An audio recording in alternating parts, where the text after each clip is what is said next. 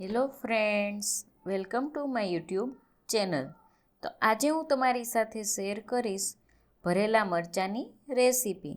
ભરેલા મરચાંના ભજીયા તો તમે ઘરે બનાવતા જ હોવ છો, પણ હું તેમાં ભરવા માટેના મસાલાની ટિપ્સ આપીશ. તેથી તમારા ભરેલા મરચાંનો સ્વાદ બમણો થઈ જશે. તો ચાલો બનાવવાનું શરૂ કરીએ. તો એના માટે અહીં 100 ગ્રામ મરચાં લીધા છે, જે બહુ તીખા હોતા નથી અને મરચાં કડક હોય તેવા આપણે લેવાના. હવે આવી રીતે એક મરચું લઈને અંદરથી આપણે બિયા અને નસોનો ભાગ કાઢી નાખીશું.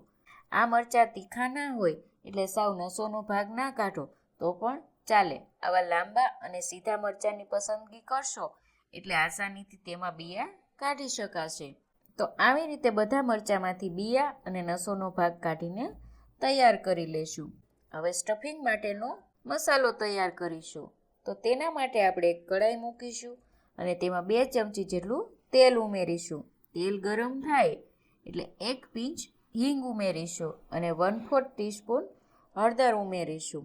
ત્યારબાદ તેમાં આપણે 1/4 કપ જેટલું પાણી ઉમેરીશું. પાણીને એકાદ મિનિટ માટે ઉકળવા દેવાનું છે. ઉકળી જાય એટલે આપણે 1 ચમચી ખાંડ ઉમેરીશું. તમે દળેલી ખાંડ લ્યો તો પણ ચાલે અને 1 ચમચી વરિયાળી, તમે તેને અધકચરી ખાંડીને પણ ઉમેરી શકો છો. અને સ્વાદ અનુસાર કે અડધી ચમચી મીઠું ઉમેરીશું. પછી આપણે ગેસને એકદમ સ્લો કરી નાખવાનો છે. ત્યારબાદ તેમાં અડધો કપ ચવાણાને મિક્સર જારમાં પલ્સ મોડમાં ભૂકો કરીને લીધો છે અને 3થી 4 ચમચી જેટલો ટોસનો ભૂકો ઉમેરીશું. પછી આ બંનેને મિક્સ કરીશું. ચવાણું ઉમેરવાથી બહુ સારો એવો ટેસ્ટ આવે છે.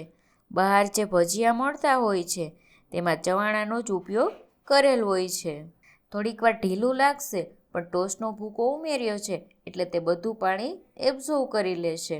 આવી રીતનો થોડો કઠણ જેવો મસાલો થાય એટલે તેમાં આપણે 1 ચમચી ધાણા જીરું પાવડર ઉમેરીશું અને અડધા ઇંચ આદુના ટુકડાને ખમણીને નાખીશું. ત્યારબાદ તેમાં આપણે અડધી ચમચી લાલ મરચું પાવડર ઉમેરીશું અને 1/4 ટીસ્પૂન ગરમ મસાલો અને અડધા લીંબુનો રસ ઉમેરીશું અને બધું સારી રીતે મિક્સ કરી લેશું. આ મસાલો બનશે ને ત્યાં તો જોઈને જ મોઢામાં પાણી આવવા માંડશે, એટલે મસાલો પણ ફટાફટ બનીને તૈયાર થઈ જશે અને ઉપરથી આપણે થોડી કોથમીર નાખીશું. તો તૈયાર થઈ ગયો છે મસ્ત મજાનો મસાલો. તો હવે આપણે જે મરચાં સાઈડમાં રાખ્યા હતા તેમાં આપણે મસાલો ભરીશું. તો આવી રીતે હળવા હાથે દબાવતા જશું અને મસાલો ભરીને તૈયાર કરી લઈશું. આ મરચાંને થોડાક એવા 2-3 મિનિટ માટે વરાળે બાફવા હોય તો પણ તમે બાફી શકો છો, એટલે ખાવામાં પણ એકદમ સોફ્ટ થઈ જાય. આ સ્ટફિંગથી તમે રેગ્યુલરમાં ભરેલા મરચાંનો સંભારો પણ બનાવી શકો છો. આ મસાલો 10થી 15 દિવસ માટે ફ્રીજમાં રાખશો તો પણ તે બગડશે નહીં. આવી રીતે બધા મરચાં ભરીને તૈયાર કરી લીધા છે. હવે આપણે ભજીયા માટેનું બેટર તૈયાર કરીશું અને તેના માટે 1 કપ ઝીણો જે બેસન આવે છે તે લીધો છે અને તેમાં આપણે 1/4 ટીસ્પૂન મીઠું ઉમેરીશું અને 1 ચપટી જેટલા અજમા ઉમેરીશું અને અડધો કપ પાણી લીધું છે, પણ આપણે થોડું થોડું જ ઉમેરતા જવાનું છે. આવી રીતે બીટરથી હલાવતા જવાનું અને મિક્સ કરતું જવાનું, એટલે એક પણ તેમાં લમ્સ ના રહે. આપણે આમાં સોડાનો પણ ઉપયોગ નહીં કરીએ તો પણ ખાવામાં એકદમ સોફ્ટ એવા ભજીયા તૈયાર થશે. તો આવી રીતે થોડું થોડું પાણી ઉમેરતા જવાનું અને મિક્સ કરતું જવાનું. તો આવી રીતનું બેટર હોય તેવું આપણે રાખવાનું છે. હવે આપણે એક કઢાઈમાં તેલ મૂકીશું.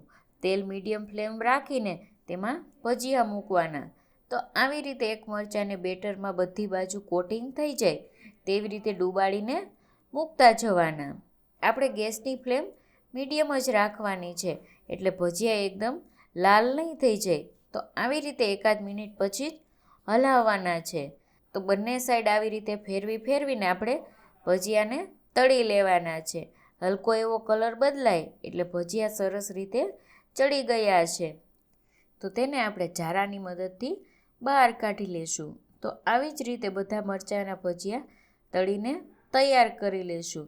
તો તૈયાર છે ભરેલા મરચાંના ભજીયા. જો તમને મારી રેસીપી ગમતી હોય તો લાઈક કરજો, શેર કરજો અને સબસ્ક્રાઈબ કરવાનું ના ભૂલતા. Thanks for watching.